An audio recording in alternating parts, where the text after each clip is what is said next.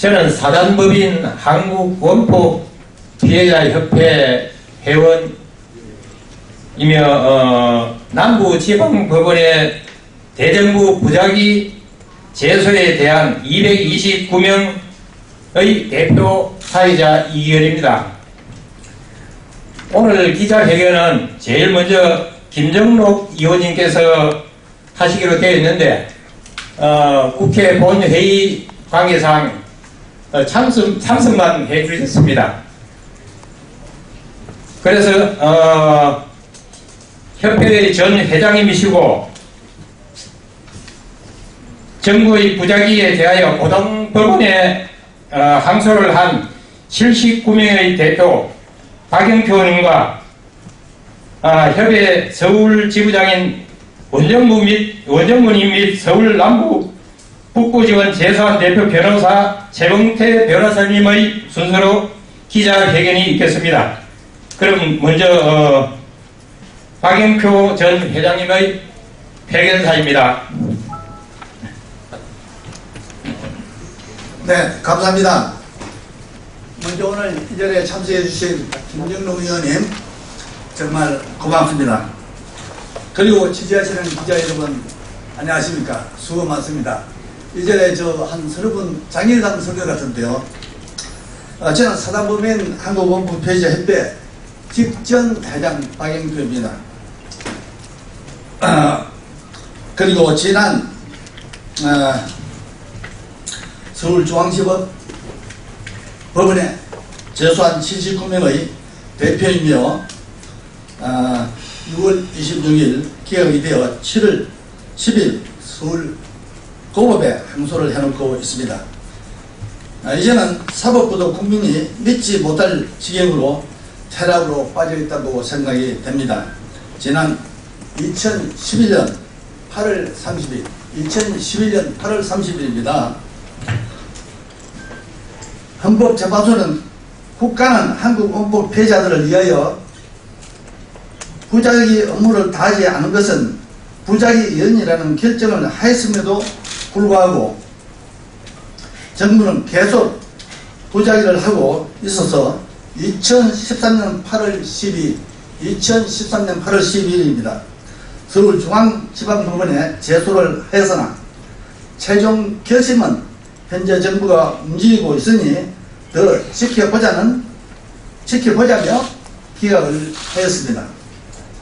70년도 모자라서 더 지켜보자는 재판장님의 판결에 실망을 하였고 우리 회원들의 연령이 82.5세인데 얼마나 더 살아야 편안히 눈을 감고 죽을 수 있을지 참 서글픕니다. 70년 동안 우리들은 28회나 일본 정부를 상대로 25대 3이라는 크고 작은 재판에서 승소를 하였습니다. 손진무 씨의 건강수첩 발급과 각기훈 씨의 402 통달 폐지 사건 등 지난달 일본 대법원의 어렵이 상한선 철폐 등 모두 승소를 하였습니다. 일본 사법부에서도 한국 원폭 피해자들을 인정하기 때문에 법 테두리 안에서 한국 원폭 피해자들의 손을 들어주었습니다. 그런데 한국 정부는 뭡니까? 강건너 불보듯 합니다. 과연 국민을 위하는 정부라고 어떻게 믿고 있겠습니까? 그리고 국제협약인 1965년입니다. 한일 청구권 협정 제3조 2항입니다.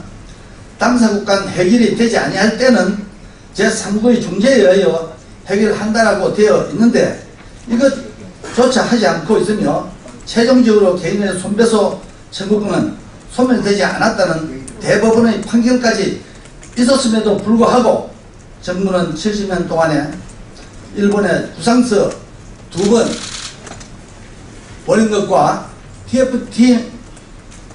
TF팀을 구성하여 노력하고 있다는 답변이 전부 모두입니다. 한심합니다. 더 이상 참을 수 없는 우리들은 지난번에는 협회 대표 79명이 정부의 부작위에 대한 제소를 하였지만 사법부가 계속 정부의 편에 서 있다면 2,600여 명의 회원들이 죽을 때까지 계속하여 싸워 나갈 수밖에 없습니다. 앞서 말했습니다마는 우리 피폭자들은 평균 나이가 82세를 넘고 있습니다. 이제 정부는 우리 피폭자들의 한을 풀어주고 해야 한다고 생각합니다. 아마 시간 관계상 간단히 말씀드리고 기자 여러분 수고 많습니다. 끝까지 들으셔서 대단히 감사합니다. 전 의원님 수고하셨습니다. 그럼 다음은 서울지부 지부장님이신 원정구 지부장님께서 회견사가 있겠습니다.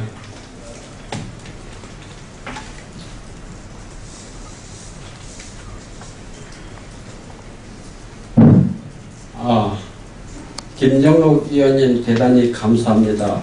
한국 언론사 기자님들 반갑습니다. 저는 사단법인 한국원폭피해자협회 서울지부장 원정구입니다. 저희 협회에는 평균 연령 82.5세 고령의 노인들이 2,454명이 방사능 후유증과 노령에 의한 병고와 생활고에 시달리며 죽을 날만 기다리고 있습니다. 우리가 왜 이번에까지 가서 사상의 협상이 없는 그 무서운 원자폭탄의 피해를 입어야 하였습니까? 오직 그것은 조국이 없었던 까닭입니다. 조국을 잃었다는 것은 정부의 책임이고 원자폭탄의 피해를 입고 70년 동안 정부의 티끌만한 혜택도 받지 못하고 있다는 것은 세계적으로 한국 정부의 무능함을 나타내는 것이라고 생각합니다. 무엇이 문제입니까? 1. 청구권협정 제3조 2항에 의한 자기 의무를 다하지 못하고 있다는 점. 2. 한국원폭협회 회원들은 일본에 대하여 28차례 크고 작은 제소를 하여 25대 3이라는 엄청나게 큰 순서를 한 것도 일본 사법부도 한국 원폭 피해자들을 인정하고 있는데 한국 정부가 도리어 외면을 하고 있습니다. 3. 2,545명의 한국 원폭 피해자들이 살 날이 얼마 남지 않았습니다. 죽기 전에 일본에 대하여 사죄를 받고 인권과 명예를 회복하고 피해 배상을 받아야 합니다. 4. 핵에 의한 방사능 후유증은 당해보지 아니한 사람들은 모릅니다. 활동력 상실로 인한 삶의 파괴, 인류답게 살지 못하는 명예의 상실 등 인간 존엄을 잃고 삶과 싸우며 살아가는 우리들을 모르고 있습니다. 5. 원폭 피해자에 대한 정부의 안일한 생각이 더욱더 실망을 주고 삶의 희망까지 저해하고 있습니다. 6. 우리도 대한민국의 국민의 한 사람입니다.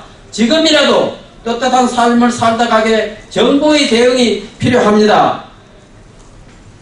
다음, 원폭 피해자 지원을 위한 특별법을 2012년 12월 7일 아까 참석하신 김정록 의원님이 발의를 하셨으나 4년이 지난 오늘까지도 아직 제정되지 않고 있습니다. 이 한을 어디서 풀겠습니까? 입법, 사법, 행정부가 원폭 피해자들을 나몰라라 하는데 우리 원폭 피해자들은 어디 가서 살란 말입니까? 저희들은 오면 제19대 국회에서 꼭 제정이 되도록 기원하고 있습니다. 지금 본회의 중에 계시는 국회의원님들 어떻든 이번 회기 19대 우리 원폭 피해자 지원을 위한 특별법이 제정되도록 꼭 당부드리는 바입니다. 이상입니다. 감사합니다. 원정구 지부장님 수고하셨습니다. 다음은 재봉태 대표 변호사님의 마무리 회견사를 하겠습니다. 재봉태 변호사입니다. 이 재판이라고 하는 것은 법원에서 하는 건데 왜 국회에서 이렇게 기자회견을 하느냐 여러분들이 궁금해하실 것 같은데 지금 우리가 2011년도 8월 30일 날 그 헌법재판소에서 원폭 피해자들에 대한 우리 정부의 그 무책임한 태도가 헌법에 위반된다. 이걸 빨리 해결하라 해서 지금 그래야지 지금 무법천지가 아니다. 대한민국이 지금 무법천지라는 이야기입니다. 헌법재판소 결정의 취지는 간단히 말씀드리면은 적어도 원법 피해자들한테는 대한민국은 무법천지니까 헌법을 지켜라는 그런 판결인데, 이 판결이 나오고 난 뒤에 지금 거의 5년이 지금 다 돼가지고 지금 이게 무법천지가 지금도 지속이 되고 있다, 이렇게 보시면 되겠습니다. 그래서 1심에서 저희들이 재판을 했는데 그 2년 정도 기다리다가 한국 정부가 안 움직이니까 재판을 해서 1심에서는 올해 2월 달에 졌습니다. 그런데 그 이유는 뭐냐면은 일본 정부하고 협상을 하고 있으니까 조금 기다려보라는 취지입니다. 자, 그런데 일본 정부하고 협상을 하고 있다고 하는 것은 실질적으로 일본이 협상에 응할 때 이제 이 시작이 되는 것인데, 지금 일본 정부는 협상에 응하지는 않고 있습니다. 일본 정부가 협상에도 응하지 않는데 협상을 하고 있으니까 기다려보라 하는 것은 이건 명백하게 사실 오인이기 때문에 이 판결은 용납할 수 없다 해서 저희들이 지금 추가 제소를, 집단적인 추가 제소를 하게 된 것이고, 이 추가 제소를 기회로 해가지고 지금 지방으로도 계속 확산되어 가지고 지금 이 하려고 합니다. 그래서 우리 정부가 이게 지금 아까 말씀드린 것처럼 일본 정부를 상대로 해가지고 협상을 하고 있지 않는 것도 명백한 사실이고요. 또 의지가 없습니다. 의지가 없는 건 뭘 보고 알 수 있느냐 하면은, 일본 정부하고 협상을 하려고 그러면 실태에 대해 조사를 하고 그 조사된 실태를 근거로 해가지고 일본 정부하고 협상을 해야 되는데, 지금 이 법도 지금 만드는데 외교부가 지금 방해를 하고 있지 않습니까? 지금 17대, 18대, 19대, 지금 19대입니다만은 이 17대, 18대 법이 안 만들어진 이유가 뭔지 아십니까? 외교부가 이 법 만드는데 지금 방해를 하고 있습니다.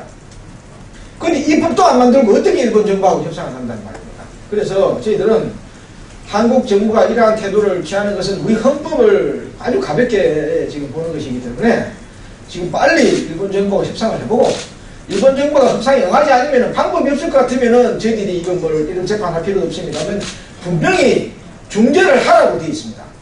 여러분들 개인적으로 싸움하다가 누구 말이 맞는지 안 될 때는 옆집에 가서 물어보자, 이렇게 이야기하지 않습니까? 마찬가지로 일본 정부 말이 맞는지 우리 정부 말이 맞는지 이게 해결이 안 될 경우에는 예를 들면 미국도 한 사람 끼어가 본다든지 중국도 한 사람 끼어 본다든지 해가지고 물어보면 될 거 아닙니까? 왜 이런 절차를 안 하냐? 그거는 결국은 한국 정부가 피해자 문제를 해결할 의지가 없다는 걸 명확하게 보여주는 것이고, 그렇기 때문에 위안부 문제도 해결이 안 되는 겁니다. 지금 일본군 위안부 문제 해결되지 않은 상황에서 11월 11일 날 한일 정상회담이 열릴 것 같이 이야기되는데, 그러면은 굉장히 한일 관계가 왜곡이 될 가능성이 많습니다. 그래서 지금 일본군 위안부 문제도 해결해야 되고, 일본군 위안부 문제를 해결하기 위해 가지고 이 원폭 문제를 이야기하지 않으면 절대로 위안부 문제가 해결이 안 됩니다. 왜냐? 원폭 문제는 피해자들이 그 28번 재판해가지고 25대 3으로 다 이겼지 않습니까? 지금 최근에는 원폭 피해자 1審이 돼가지고 치료비 지급해야 된다고 판결했지 않습니까? 그런데 뭐가 법적으로 끝나긴 끝납니까? 위안부 문제가 뭐가 끝났다는 이야기입니까? 원폭 피해자들한테 치료비 주라고 판결하고 있는데 끝났다는 이야기는 무슨 이야기입니까? 그러니까 이 일본군 위안부 문제의 그 한국 주장의 정당성을 알리기 위해서라도 반드시 원폭 피해자 문제를 같이 협상을 해야지 위안부 문제도 해결되고 원폭 문제도 해결되고. 그리고 지금 일본에서 지금 전쟁 법제를 만들어가지고 곧 지금 동아시아에 굉장히 고조되고 있는데, 이거 전쟁을 막으려고 그러면 뭘 해야 되느냐? 지금 원폭 피해와 같이 전쟁의 무서움을 갖다가 보여줄 수 있는 걸 같이 유네스코 등재해야 됩니다. 지금 일본 정부는 자기들이 원폭 피해 국가를 이야기하면 유네스코 등재 안 합니다. 오히려 유네스코 나가는 돈도 지금 깎아라고 있지 않습니까? 난징 피해에 대해 가지고 지금 유네스코 등재하니까 안 된다, 반대다. 무슨 소리예요, 이거? 전쟁 피해자의 역사에 남겨야 되지. 이게 지금 연장 피해자 역사에 남기지 않으면 이게 지금 전쟁을 어떻게 막아내냐. 그래서 유네스코 등재도 난징도 적극적으로 일본 정부는 협상해야 되고, 그리고 자기들이 말로만 원폭 피해에 대해 피해자라고 이야기하지 말고 이거 협상하는데 나서야 될 거 아닙니까? 근데 일본 정부 안 하지 않습니까? 안 하는 이유가 뭔지 아십니까? 자기 나라 원폭 피해를 등재를 하게 되게 되면은 이 전쟁의 무서움을 알게 되가 자기들이 전쟁을 못 할 거 아닙니까? 그래서 유네스코 등재에 대해서 지금 극력으로 지금 반대하고 있는 겁니다. 그래서 저희들은 일본이 안보법제로 지금 이게 지금 위헌적인 상황의 범죄를 만들어가지고 전쟁을 하게 할 때 반드시 우리 시민의 노력으로 이 힘을 막아야 된다. 막으려고 그러면은 전쟁 피해자를 전면에 내세워가지고 일본의 평화로운 세력들하고 연대를 해야 된다.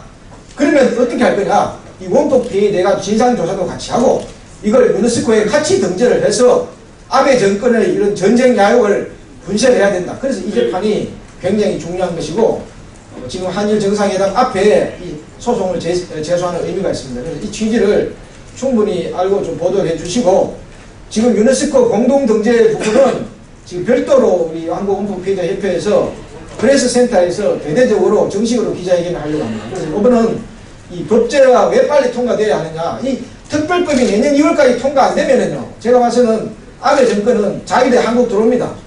그래서 이런 심각한 상황이기 때문에 지금 이 법이 늦어도 내년 2월까지는 통과될 수 있도록 적극적인 관심과 보도를 부탁드리겠습니다. 대단히 감사합니다. 그리고 혹시 질문이 있으시면은 질의응답을 하도록 하겠습니다.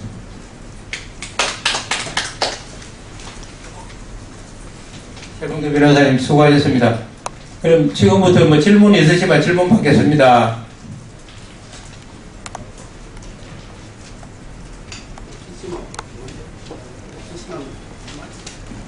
없으시면은 이것으로 기자회견을 끝내겠습니다. 기자 여러분 감사합니다. 수고하셨습니다. 예.